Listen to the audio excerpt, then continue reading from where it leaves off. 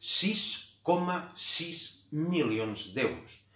Això és el que va cobrar l'antiga Convergència en comissions il·legals per part de la constructora Ferrovial a través de l'anomenat cas Palau, a partir de l'any 2002.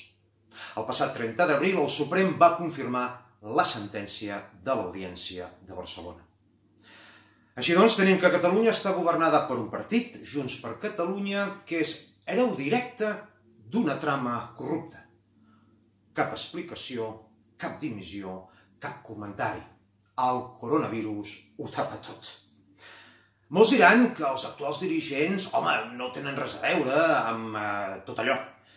Però si repassem només les biografies de Meritxell Budó, Damià Calvet, Miquel Buch, Jordi Puigneró o Albert Batet, per citar-ne uns quants, ja veurem que ostentaven un càrrec públic sota les sigles de Convergència a partir de l'any 2002, quan es va iniciar l'anomenat cas Palau.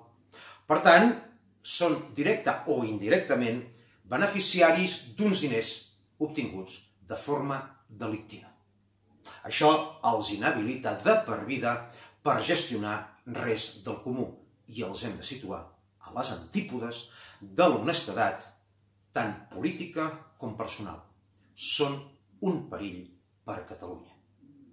La independència de la nació ha de significar la fundació d'un nou estat on els valors humanístics més preuats siguin la seva pedra angular.